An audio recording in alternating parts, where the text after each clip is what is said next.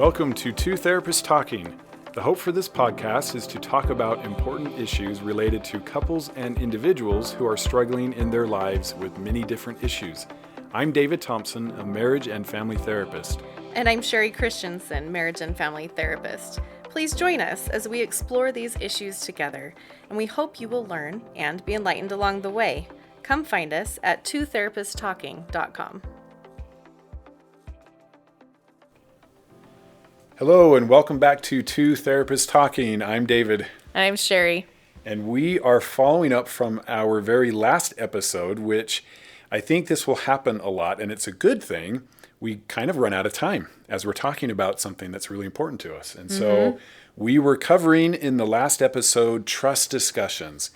Trust discussions being the check-in that happens between partners in a recovery process. Yes. So that the person in addiction is accountable and can show honesty and demonstrate integrity and have a good attitude, and for the partner to feel better about what you're doing. And understand what's actually going on, and so that they can make the healthy decisions they need to make for themselves. And just like we talked about last time, I love this trust discussion concept because it is so much more than did you act out or not? What a terrible, yucky thing to do every day. But this is so much more than that. It's emotionally connecting. It's really getting into healthy relationship things that you just do as a couple on a daily basis, a regular basis. And so it incorporates so much more of that and really is getting the two of you into better relationship space. Yeah. I really like that. And it needs to happen that way. It can't be something that becomes increasingly, this is how I'm bad and broken and a failure. That's really, really hard to maintain. And so hopefully that episode was helpful. And this is a follow-up to that. So we were talking in the last episode on step 6 about slips and relapses. And the difference between a slip and a relapse being 12 hours. If you report any acting out or pornography, masturbation, orgasm, within 12 hours, it is considered a slip. But if you don't, if it goes over the 12 hours, it is now a relapse. And that is where we left off. So let's continue talking about slips and relapses and 12 hours. I think it's really helpful. David, tell us a little bit about why 12 hours. This is just from experience. A lot of guys coming in here, it's 24 hours. I don't like 24 hours. That's too long. It's just me. And the longer you go, the harder it gets. So after 24 hours, guys are like, well, I could probably wasn't get that away big of a with deal. this time. I tell her all the other times. 12 is just a lot simpler. It's to make the decision easier for you. It really is. Yeah. I've had more success with 12 than 24. Yeah. Yeah. It's just that commitment. It helps you stay in that space of, honestly, I'm committing to do it. I'm committing to do it. I'm just not gonna even waver on it. Don't even waver. You don't need 24 hours. You just don't. And sometimes you don't even need 12, right? No, you technically don't need 12. I tell guys, don't wake her up to tell her. If she's already asleep, don't wake her up. That's kind of the reason, I think, for it being 12, because, you give them a little bit of space if you're sleeping and whatnot. But the earlier that you do it, the better. Good point. You don't have to wait till hour 11. Most of my guys that I'm working with when they're in this position, they share within an hour. And that's where you should be. That's where you want to be. That's a good, safe place to be. Yeah. You're not giving yourself doubt. You're not allowed to take too long to rethink if maybe they need to know this time. Exactly. It's just too complicated that way. And so, so I think the 12 hours is more like, okay, well, it's been overnight. Again, don't wake her up to tell her. That's not going to be helpful. But, as soon as you can, let her know. And it just takes all of the pressure actually off of you. Because you don't have to sit and think, and I don't know, should I be honest? Should I not? Yep, exactly. It's a lot of pressure. And then answer any questions, again, that your spouse has. And with this spouse, we always talk about, okay, how much information do you really need? There's a lot of information that's not going to be helpful, but some of those basics are. And by the way, I'm just thinking of something here that always comes up. PMO, pornography, masturbation, orgasm. MO is pretty clear what that is. P isn't always so clear. So let me clarify. Porn is anything that arouses you. And so what you have to report is any behavior or action. Now, let me explain. If you go up to the address bar and start typing breasts or whatever, and you don't even hit return, you delete it and close it out and had a good idea to just get out of it, that's still porn. That's still a slip. You're not in big trouble and you're not a bad person. However, it went from thought level to action level. And so it doesn't necessarily mean, well, I didn't look at anything and so it's not porn. We're trying to recover. We're trying to build your highest and best self. We're not going to go with anything less where you're scrolling down the sports scores and you see swimsuit edition for Sports Illustrated and you click, but then you exit before it shows up. That's still porn. Again, you're not in big trouble. We're just really trying to teach you that any behavior towards that direction. Behavior, action. Yes. I like that clarification. Yeah. So a lot of guys will say, I didn't actually see anything when in fact they were looking. Well, it's the looking that does it. So I just want to make that clarification. Or clicking. Yeah. Or clicking. You don't necessarily have to see it if you've clicked, but it's that you've stepped beyond thinking about it. Yes. Into the action space. Which is a perfect lead in to step 7, because step 7 is the final step, and this is the thinking. And this is great. This is my probably favorite part of this. Well, okay, that's not, I mean, they're all my favorites, but this one I think is a critical space because, again, it's taking it that next step back. And this is the manage report. And that is managing, we're teaching, you're moving from out of the space of action, and now we're looking at what's going on mentally for you, right? Because the difference between this type of process addiction and, for example, alcohol or something like that, addiction is, with alcohol, you actually have to act and get that substance into you. With a sexual addiction, you can be having all kinds of dopamine drips and everything going on in your head if you're not managing your thoughts, managing the lust. Right. It's just going, you can be acting out 24/7 up there in your brain. Right. And so this is that next step back. Exactly. So with this managing, you're going to report either I managed or I didn't manage, and managing your lust. And this is what that means. If you're not managing, you are either lusting or fantasizing. Lusting would be thinking about body parts. Fantasizing would be imagining touching, imagining sex, or you can be doing both, right? And managing is the following. The first one is not, if you are managing, you are not looking at a person for more than 2 seconds sexually. It is not looking twice or more for sexual purposes, and that includes things like double takes. And it is not sexualizing or fantasizing for more than 10 seconds total throughout the day. And those are thoughts, images, stories, things that, are going on in your mind that way. Right. So this is a really good way for you to put boundaries around your thoughts, which for most of the guys that I talk to and gals that come in here, they just haven't had any. Mm-hmm. And most of the time, they will follow this and they will manage. They just needed to know what. And so it's super helpful to them. So just a quick review. If you look more than 2 seconds, you did not manage. If you do a double take or more, you look twice or more, you did not manage. And if you fantasize for 10 seconds or more total throughout the whole day, you did not manage. And again, not because you're in big trouble. We're not trying to beat you up. We're trying to train you to be more disciplined around your sexuality and even and more thinking aware and lusting, more aware. Mm-hmm. Absolutely. So if unchecked, this thing gets big. Mm-hmm. Guys know this. And so there has to be a way to say, okay, so what would be appropriate, not appropriate in my mind? Well, I think that this defines it pretty well. What your spouse would hear, though, is I managed or I didn't. That's it. That's it. Those details they're not going to get. For example, if I'm on my lunch break in the mall and a woman going up the escalator is wearing tight white pants and I do a double take, I did not manage. But what my wife would hear is, I didn't manage. And if she says, well, what did you look at? Who was it? What part? That is not her business. Not helpful, because on our next date night, I mean, we are trying to rebuild here. On our next date night, all she's going to do is scout for women in tight white pants. So creating a hyper anxiety or hyper vigilance, the betrayal already does that.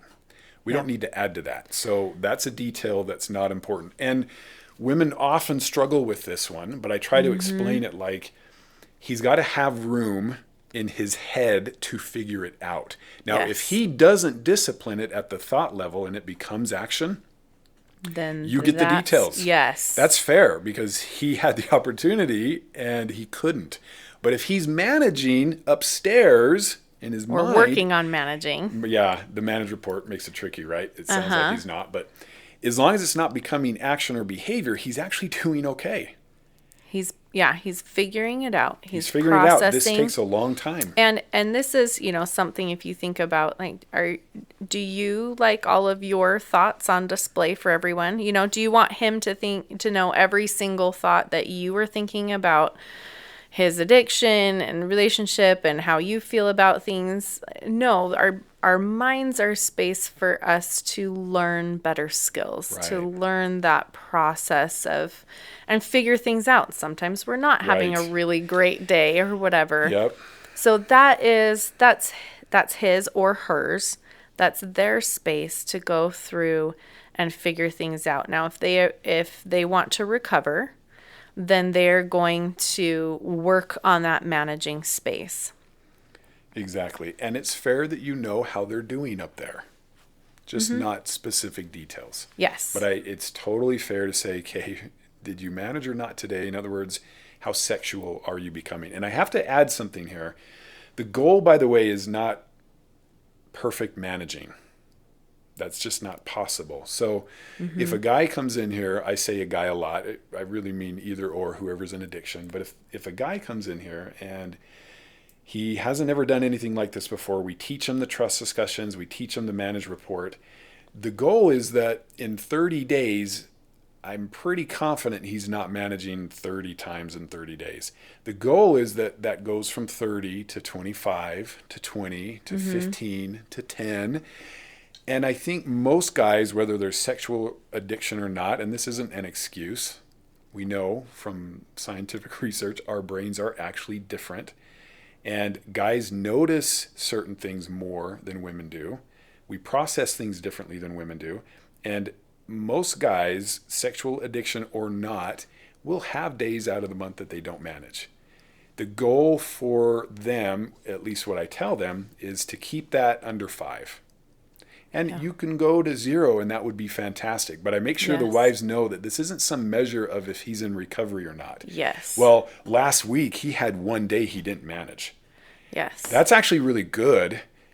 So we just want to make sure it's not used as one more club to beat him over the head where, well, you did not manage today. And this happens a lot where even though he's not slipping, there's no relapses, he's doing the trust discussions, he didn't manage, and it can kind of get blown out of proportion. He's a sexual addict likely, and this means that his mind is making big adjustments.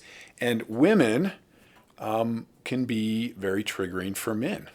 I hope that's not news to anybody listening. So, especially nowadays, with culture and everything going on. And you move into the summer, and it gets worse then. And it's tough. So just know the goal is not perfect managing.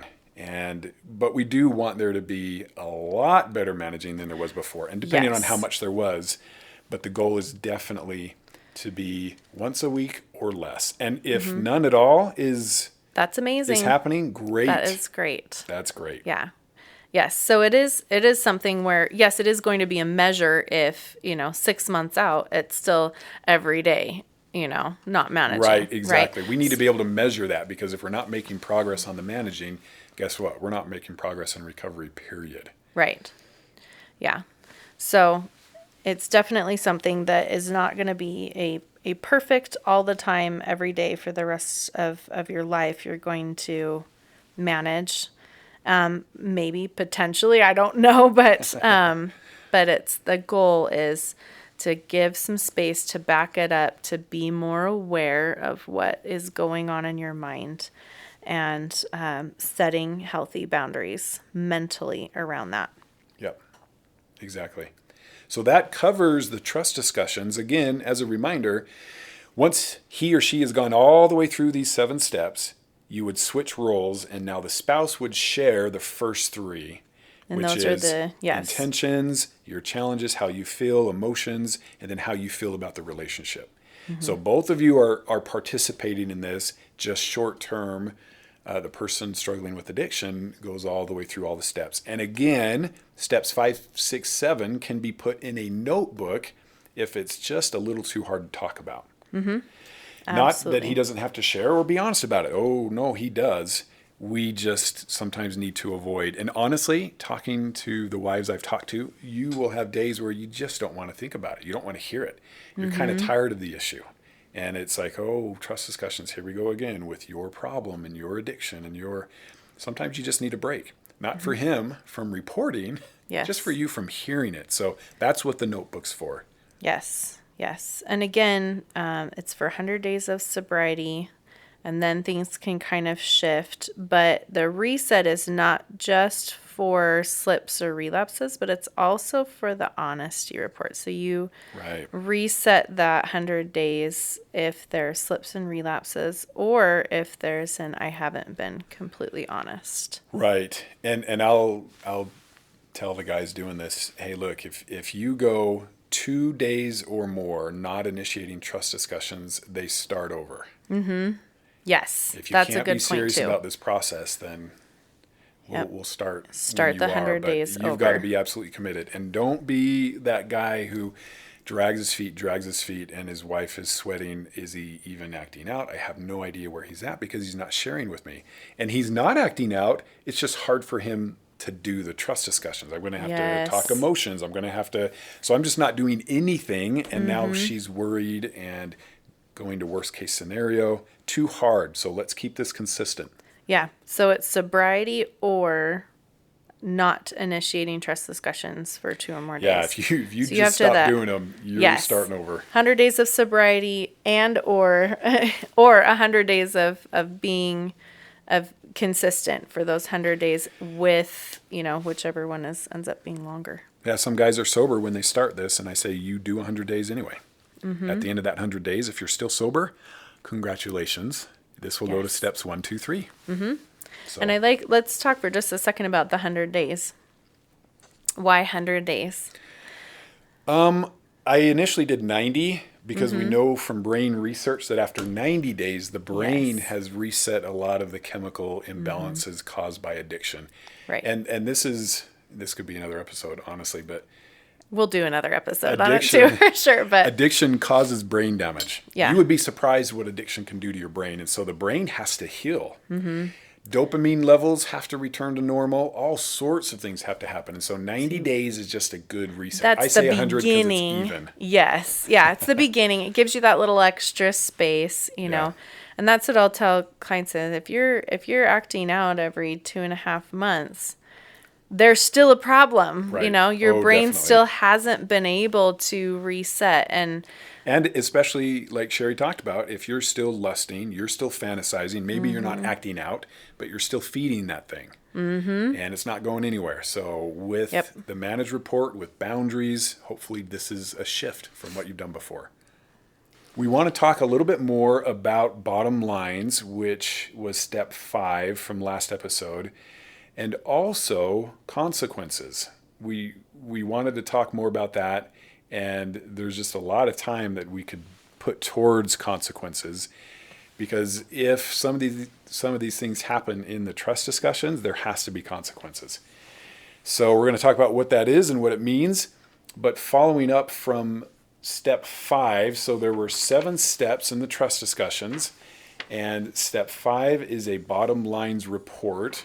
And that's where you share if you've broken any bottom lines. And so here's, again, what bottom lines are. Bottom lines are meant to keep you out of any place, situation, circumstance that makes it hard for you to stay sober. And so bottom lines are personal and particular to how you act out. Everybody's a little bit different, and that's why bottom lines are something that they create, because bottom lines are going to look different between two different people.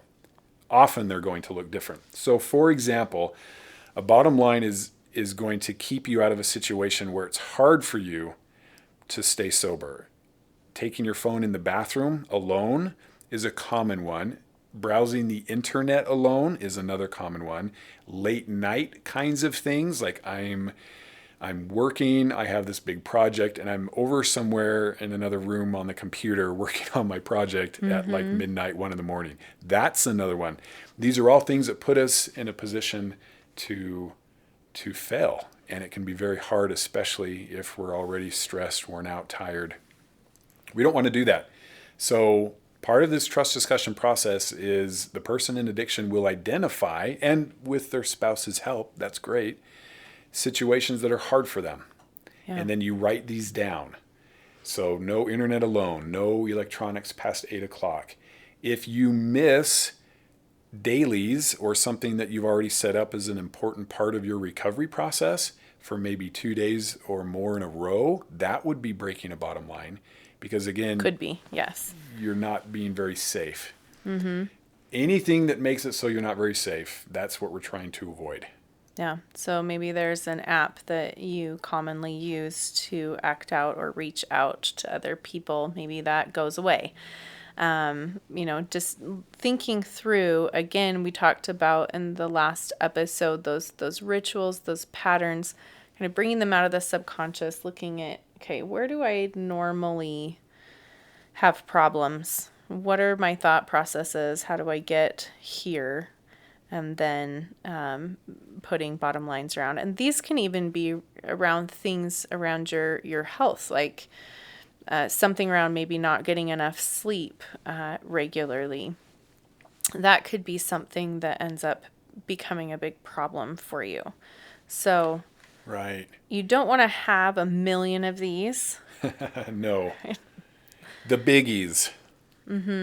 And it's helpful to say, let's go back to the last 3 or 4 or 5 times you acted out. What were the circumstances? And let's see if we can find some commonalities, like you were home alone, or it was late at night and you were tired or feeling overwhelmed.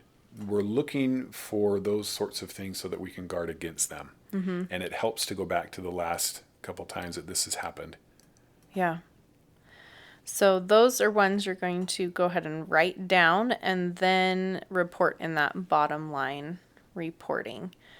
And sometimes as you do that, or as you go through the trust discussion process or the recovery process in your groups or with your therapist, you will notice other ones that either come up because maybe these others you've been better at, or that you realize, oh, actually, this is a little more of a thing than I thought. You can add that bottom line in. Right. It's fluid for sure. For sure. And so that goes back to step 5, where you're reporting if you broke any bottom lines. Those are the bottom lines you're reporting if you broke. Now, why is that important? Because some of these steps, if they don't happen, or for example, from the last episode, if there is a slip or a relapse or there's not honesty, there needs to be a consequence for those. If there's no consequences, it's kind of more like a suggestion. Yes. Which probably is not going to work very well, and you're worn out having already made lots of suggestions that haven't worked and don't go anywhere. So let's talk about consequences. Consequences. Which are really boundaries. Yes, they're boundaries, because boundaries are not just saying something, but it's the action afterwards. And this is a little different. This particular discussion is going to be a little different than some of the boundary work that we'll talk about in other episodes around the spouse and keeping herself safe. This is a slightly different because these are boundaries with the attending consequences that you come up with that are for the relationship.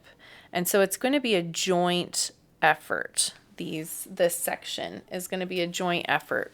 You're working together to determine what consequences are going to arise. So it's not the spouse saying, okay, this is what's going to happen and you're going to have to do all these things. That'll meet a lot of resistance. Yes.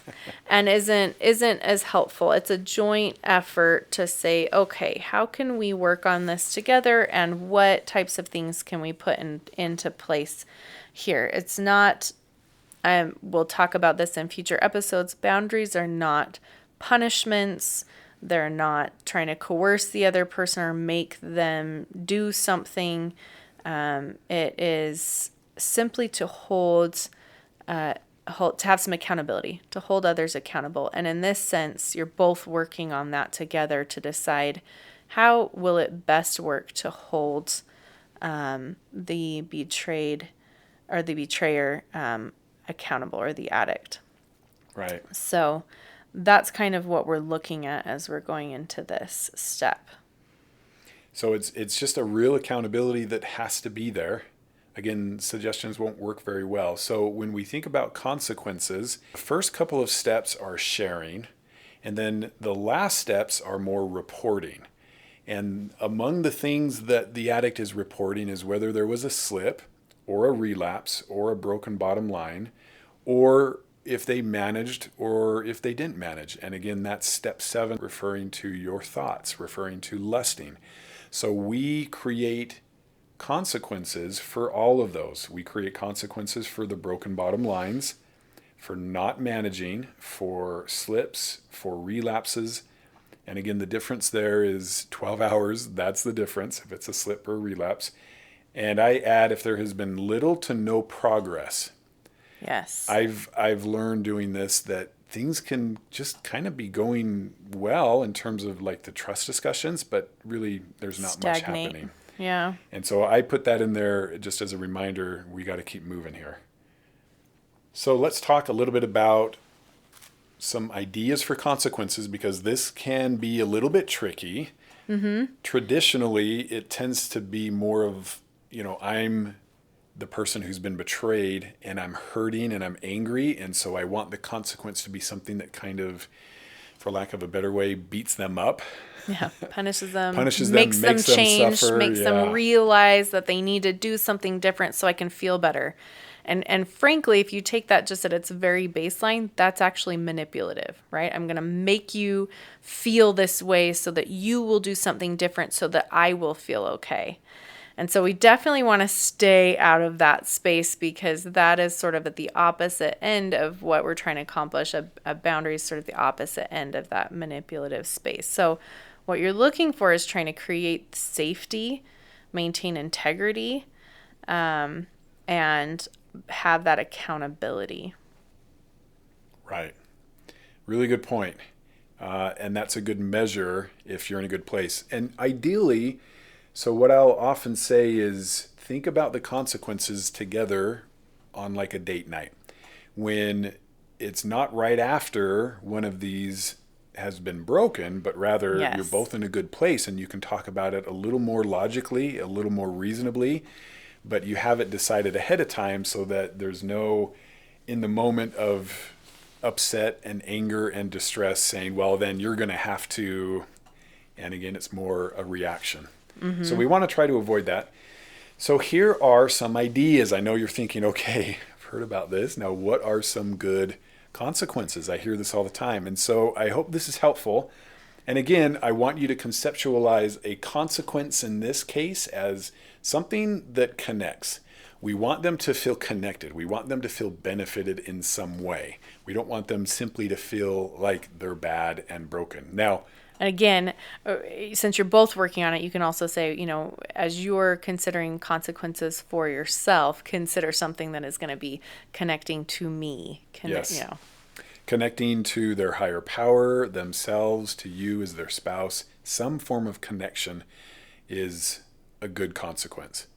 Now, ultimately, depending on what happens, it may not feel that way, and you might have to be a little more strict. We'll talk about that. But that's the idea behind the consequences. So here are some ideas. If there is a broken bottom line, or not managing, or a slip, or a relapse, you can have a consequence where there's a period of time where they're not sleeping in the same room. They're out of your bed, they're out of your room, maybe in the guest room downstairs. There can be a period of time where there's just not communication. Maybe for a few days you're taking time and space, and they are still doing the trust discussions in the notebook, like we talked about, which is an option. It doesn't always have to be face-to-face. This is one of my favorites. You can have a writing assignment for them about any topic that you want. For example, if you read a really good article on addiction, you may want them to read it and report, which is helping them to learn. This is a good thing. Or research a particular topic and then report. It could be about betrayal trauma. Hopefully there's some of that already happening, because the better the addict understands betrayal trauma, the better this process. But you might find something that you really like and you want them to lead off and share with you what they're learning. Yes. Sometimes it can be also helping the betrayed person with some of their responsibilities around maybe the house. Yes. Like maybe the betrayed person maybe gets to sleep in, and the betrayer goes and gets the kids up or whatever ready for school that day, or something where they might have a little bit more space to just kind of breathe and whatnot. Yeah. Another really good one that I like is you meet with someone together. This could be a therapist. It could be, a church leader. It could be someone that you both trust and respect that can just help you to see things a little more clearly. It can be someone getting additional alone time. So if the addict is really struggling, maybe the consequence is for the spouse to have more time for her. Time away, girls' night out, or whatever she wants. Or him. Or him. Yep. It can be, like Sherie talks about, some sort of act of service, like maybe something that's important that needs done that you're giving them, or that they're choosing. I say giving them. Yes. I keep saying, come back to you're both working on this. You're both working on this. And really, together. These aren't the consequences ultimately unless everybody agrees that they are. And that's why you're putting this together in a good place, like on a date night. And saying, hey, a lot of times the addict has some just really great ideas around what they feel like. Gosh, if I slip, or if I have a broken bottom line, I think this would be really good for me. And so definitely doing that together is going to be the important aspect of this. There might be a project that hasn't been done around the house, or something like that's been put off for whatever reason, that the two of you might say, hey, yeah, this would be a great thing to get done if there's something a little more, if there's been some type of a broken bottom line or a relapse or something like that. So another one that's really good is looking at some of those dailies that you're doing. Maybe doubling up on some of those dailies, doing extra connecting with God, or extra recovery work in some way, extra meditation. So having something that's going to be really meaningful, that's going to be connecting or helping the relationship in some way, is always going to be a good thing to think about. And dailies, we'll likely do a future episode on dailies. Dailies are just those things that you do every single day that keep you in a good place. And not even so much keep you in a good place as rebuild your life. And I like to often say we're working on you version 2.0. So David 2.0. Really, the goal is for me to become my highest and best self. And I need to change the way I think. I need to change my activities and behaviors, and the dailies help accomplish that. So that's what we mean by dailies. things that we're doing every day. Thanks for clarifying. To help us in this process. Some others that I like, ultimately, some of the more serious consequences is, the attic staying somewhere else short term or possibly longer term. It may be a therapeutic separation kind either of a situation. In-house or out of house. Mm-hmm. Those therapeutic separations can really be very helpful. And these also, again, just like everyone's going to be a little different, so your consequences are going to be different.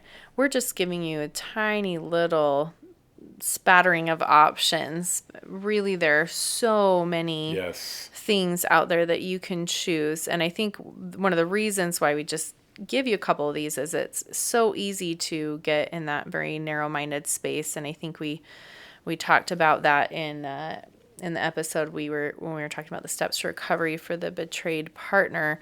You don't want it when you're in that I don't know what to do. It's usually extremes. You can only think of extremes, and there's so much gray area in there. So we're throwing out a couple of things here. There's a million other options that can be really helpful and really specific to the two of you and what you're going through and the specific needs of your relationship. But also the consequences should build an intensity from all the way at the bottom of the broken bottom lines and not managing all the way up to a relapse, which is more serious, right? So as you're looking at them and you may think of them even a little more independently of maybe the number on here, like, oh, you know what a good consequence for me would be if I did this project around the house, and then you kind of come up with another one. And so just make sure that they fit within that build of intensity so that it gradually gets more intense. Right, which can be a little bit tricky, but this brings up a really good point. If we go from least serious to most serious, again, a broken bottom line is the bottom line is meant to keep you safe. And if you forget to bring your phone or leave your phone outside the bathroom, that should be a pretty light consequence. There wasn't acting out. There wasn't a slip. It just was a broken bottom line. And we're not separating over that. Yeah, please don't. So a broken bottom line would be starting point.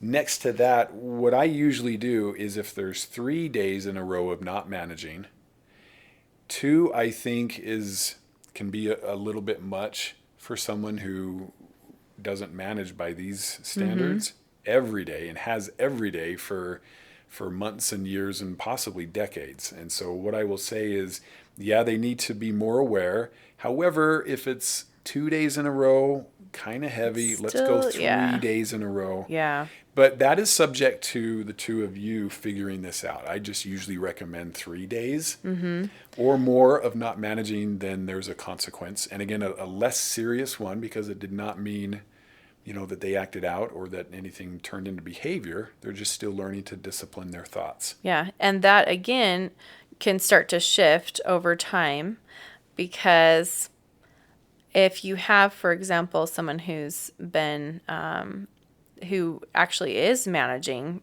pretty well, then you might drop that down. Right. That sometimes people are not managing for long periods of time, and sometimes people are actually not doing as poorly on that. So definitely something to be aware of. But if it has been a real constant thing, then starting with that 3 days is a good idea. Good point. So after the not managing, in order of severity would be a slip. And again, a slip is acting out, but honest within 12 hours. And that's a very different thing than if there's not honesty. And so after a slip would be a relapse. And this is where there's acting out, but they did not share within that 12-hour time frame. Yes. And I like, just to go back and clarify from when we were talking about the slips and the relapses earlier, that those the acting out is any action taken toward. So even clicking on something, clicking out before you see something, or typing something into that toolbar, but you got out of it before you actually did anything. And this is different. This is really different than a lot of the slip and relapse definitions that are out there. And the reason why we do this is because you have stepped beyond thinking into the action space. So anything that you're doing that's stepping beyond that action space or into that action space would count toward that slip or relapse. Right. And again, we're not trying to beat the addict up. We're trying to help them. We're encouraging, we're inviting awareness of their own headspace. Yes. Because we're not usually very aware of this, and especially if you're trying to overcome this. And it wouldn't matter if it was pornography, masturbation, or eating, or automatic negative thoughts, and you're working through depression and fighting your inner critic. There has to be an awareness in this process of, okay, what's going on inside me and inside my head? What am I thinking? So it's encouraging awareness. Hopefully it does not feel like it's we're beating you up and you just can't do any anything little right. thing. Yeah. Yeah. It's simply that difference between in your mind, which is that managing space, and outside when you've actually taken any type of action. Exactly. So relapse, and then what I tend to think of is maybe not worse, but an issue as well is if there's just little to no progress. And I like to say 45 days of little to no progress because this can take time, but often after 45 days, and it's almost more of an attitude. As the partner of someone in addiction, you'll know where their attitude is at, and they can have bad days or off days, but you'll kind of get an overall sense of this is really something they're striving towards or not. And if it's not just a bad day, but it's actually just an attitude of, whatever. Yeah. I don't know how much I care. really want to work on this. I don't, maybe it's hopelessness or whatever, but I'm just not really doing much, putting much into this. Well, there needs to be a consequence for that too. Otherwise, the relationship is in danger. It's just stagnated. It's not going to improve. And that's not going to work for anybody. And finally, what if there's lying or deceit? And this can be a little more tricky because there's white lies. Like, I also grabbed a burger when I got gas. They're in the habit of lying, and those aren't on the same level as intentional deceit, and they're hiding something. So that takes some finesse and figuring that all out, but there has to be consequences for all of that. It'll make the process a lot easier, and let the consequences do the heavy lifting. Then if something happens, you're hurting, you don't have to worry about, am I in my reactivity going to kick them out when maybe I shouldn't be kicking them out? Go to the consequences, put them somewhere, you both see them, they're easy to have access to, and let that decide what's going to happen. It takes all the pressure off you to know, especially when you're flooded and overwhelmed and just really hurting. And as we talk about some of these consequences and ideas of options, if there's a written assignment, if there's, a project that it needs to be done, let's talk a little bit about how long, what's the time frame? It's like, oh, I'll do that in 3 weeks. Good point. And actually, that's a really good point because I just talked to a couple this week about that, where that was a consequence, but it just was not happening. Yep. Good point. So definitely make sure that you have those time limits on that. Time frame, yep. I would say, well, I guess it depends again on what the consequence is. If it's a major project in the house, you're not going to say, okay, by tomorrow night. By tomorrow night, basement's finished. Yep. But maybe if it's an article or something, I would say a couple of days, probably not more than 3. Again, 2 days gives a pretty good time frame. But if you hit that 3rd day spot and they just haven't read that article or whatever, then there's additional consequence. You can move it up to the next level consequence. Yep. And it's good to have a conversation about, well, how many days of not managing in a week might equal a slip. Yes, that's kind of another, next step up. Or how many days of broken bottom lines in a week equal a slip, or how many slips in a week equal relapse, or how many slips in a month equal relapse. And how many relapses overall will equal no progress. So these are all really good things to think about. And again, we're not trying to... totally individual. Yes, definitely. Based on how One often size does not someone's fit all. slipping or how often someone's not managing. Right. We just have to make sure that the process is moving because that makes it easier for everyone. Yes. Everyone. If there's routine and structure to this, everybody's going to feel better and it's easier to follow. It's good for both of you. So those are all, I think, really important pieces of things to discuss. And that, I think we're getting real close to the end there. Do you have any last thoughts, David? I think this is good. I'm glad we put this into 2 episodes. There was more here than we thought. But this is good. And in coming episodes, we're going to talk about the disclosure and recovery process, which I really like to talk about. So stay tuned. Yes. Okay. We'll see you next time. Thanks for joining us.